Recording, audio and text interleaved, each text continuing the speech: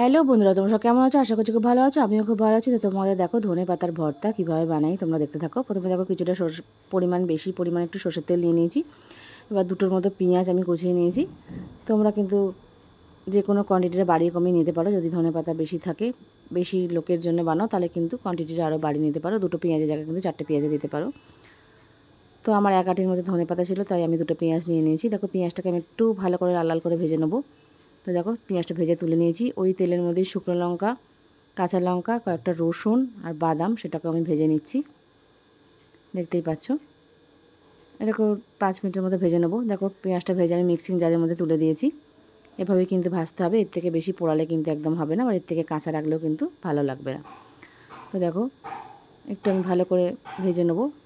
5 মিনিটের মতো একটু ভাজা করে ভেজে নিতে হবে। খুব বেশি পোড়ানোর দরকার নেই, আর একদম কাঁচা থাকারও দরকার নেই। সেভাবে কিন্তু ভাজতে হবে। তো দেখো মোটামুটি ভাজা হয়ে গেছে। এবার আমি তুলে রাখবো। ওই মিক্সিং জারের মধ্যে কিন্তু তুলে নিয়েছি, দেখতেই পাচ্ছ। আর যেহেতু দেখো ধনে পাতার ভর্তা, তাই কিছুটা আমি ধনে পাতা সেটাও কিন্তু একসঙ্গে সব দিয়ে শুধু জল ছাড়া বেটে নেবো পুরোটাই। দেখতেই পাচ্ছ আমার বাটা হয়ে গেছে। ওই তেলের মধ্যেই আমি কিছুটা কালো জিরে ফোড়ন আর অল্প একটু তেজপাতা দিয়ে দিলাম। দিয়ে জাস্ট একটু হালকা হালকা ভাজা ভাজা হবে, তারপরে কিন্তু আমি বাটা মশলাটা দিয়ে দেবো। তো দেখো ভাজা হয়ে কালো জিরে একটু ভাজা হয়ে গেছে। এবার আমি ধনে পাতা বাটাটা দিয়ে দিলাম। দিয়ে আবারও 10 মিনিটের মধ্যে আমি রান্না করে নেবো। দেখো স্বাদ মতো নুন দিয়ে দিলাম। আমি আগে কিন্তু নুন দিইনি, দেখতেই পেয়েছিলে। এখন নুনটা আমি দিলাম। নুনটা দিয়ে আবারও ভালো করে আমি মিশিয়ে নিচ্ছি। আর 2-4 দানার মতো একটু চিনি দিয়ে দিলাম। ব্যাস, এতে আর তেমন কিছু দেওয়ার নেই। এবার তেল ছাড়া অবধি আমি এটা রান্না করে নেবো। তো দেখতেই পাচ্ছ কড়া থেকে তেল কিন্তু ছেড়ে গেছে, মশলা উঠে যাচ্ছে। তার মানে কিন্তু ভর্তা একদম গরম গরম ভাতে খাওয়ার জন্য রেডি।